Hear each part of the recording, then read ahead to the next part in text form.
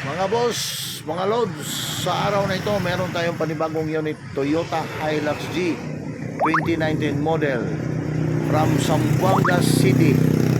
So, history of this unit, habang nagmamaneho si sir is nakaidlip siya ng mga ilang segundo. Kaya pagising niya, Center Island lang naman. Nabangga siya sa Center Island. Pero itong nakita nyo, tapos na itong na-repair. Ginagawa na, tapos na itong na-repair. Kaya nag-decide siya na pinapunta niya dito yung kanyang sasakyan. Kasi after the repair, ewan ko kung saang shop yan una niyang dinala. After the repair, meron siyang na-observe sa kanyang unit, naging mausok. Mausok yung tambutso, usok yung buga, makapal yung buga na usok, at saka kulang sa pwersa, and then magbabawas ng tubig. Kaya dito tayo, kaya humatol tayo ng ganito. Sabi na ako, editor Ito, na. May tao din. overhaul tayo. Ito yun, nakikita nyo. Oh. Waskag na waskag yung makina. Kung kay match mechanic pa, ayun, si match mechanic, nakatalikod. Hatol agad. Kilis So, sa lindi ito yung gasket. nakita natin na dapat palitan. Ito yung mga sample unit, sample. Ito yung mga pesa. Ito yung piston ring. Palit tayo ng piston ring. Palit tayo ng cylinder head gasket. Isang set ng valve seal. po yung gitaw na to. At saka isang set ng Conrad bearing. So ito yung mga nakarating na item of kinakabit na sa ating mga masisipag na mekaniko sa Nakmar Auto Repair Shop. Siyempre, lahat ng pisa dyan galing Nakmar Auto Parts and General Merchandise. Ito, kinakabit na. Siguro mayang-maya dito, nakikita nyo, kasimbol na sila. Ito, nakasimbol agad-agad. Inasimbol nila yung kinakabit na, nainipitan na yung mga tornillos camshaft. Pero bago tayo nag-overhaul, pinalitan natin yan Ugot na dyan. ng 4 na injector kasi sobrang usok. After pinalitan natin yung 4 na injector, hindi pa tayo kontento kasi kulang sa pwersa. Kaya nga nag-top overhaul tayo, binaklas yung cylinder head. Yun ang nakita natin. Ito, tapos na inasimbol. Andar na. Yan ang battery? Pinaandar na sa mga masisipag na mga mekaniko ng Nakmar Auto Repair Shop. Yun, maandar. Isi na pitaka. Ano asa may sumpay ani ka? Wala na ni. Bawas na na. Nindot po kayo kinandara, no? Yung sasakyan. Kaso magkaya na itong una. Hindi na masyado Aliado, malilikot yung makina. Karoon nga. Ang ginaw na ng andar ng sasakyan na yan. Bukno kayo. Wala na, check Tayo engine, sa no? dashboard. Wala nang nakailaw Una, na check kurog kayo, engine. eh. Okay, Engine okay pa na.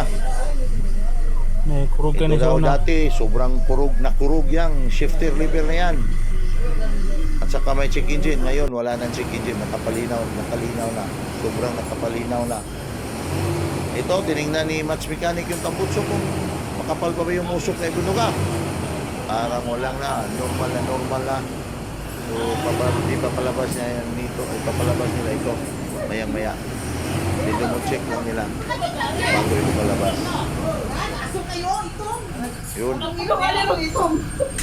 Napakalinaw na yung usok na binuga. Hindi na katulad nung dati. Ngayon, Nakmar boys, mag-awan kayo, bigay kayo ng daanan para makalabas yan sa ICU yung unit na yan para makapag-road test. Ito, road test na. Sa wakas, nakalabas na sa ICU natin. Ato nito.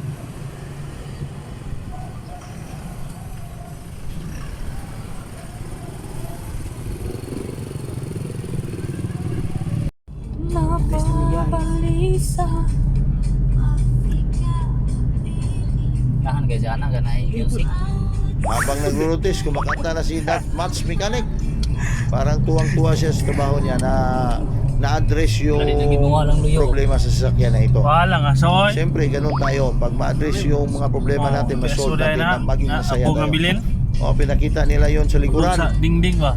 na wala ng usok. Balik pa kaso sa maitim na dingding. ibubuga. Normal na. O, Daw-dagan hinahataw yung engine hanggang Sila saan. dagan na, si 20 na. Dre, Todo. ko ganay, gigarong case ko. Sa tuwa Yun guys. So paano ba yan? Yung Toyota Hilux natin na wala na yung usok. So test drive na lang natin. Dahan-dahan lang tayo para iwas tumikalbong. Go go! Same as usual, stopover sa kalagitnaan ng road test. PNRP, mag-PM yung sasakyan kung may usok pa bang ibubuga na maitim. Kaya ito ngayon, para maliwanag pa sa sikat ng araw yung makita. Wala nang usok. So, siguro pwede na natin i-release to. Pustot yung pustos mayari. Ito kasi, imagine, 4 na injector, pinalitan. Sobrang mahal yan kasi yung injector na pinalitan natin, hindi basta-basta. Nakita nyo ito yung bahay ni Mans Mechanic under construction. Alam mo na, lagi na kanya nakikita kaya pinundar niya ng gusto kasi mahirap maghanap ng pera. Kaya kung magkapera ka,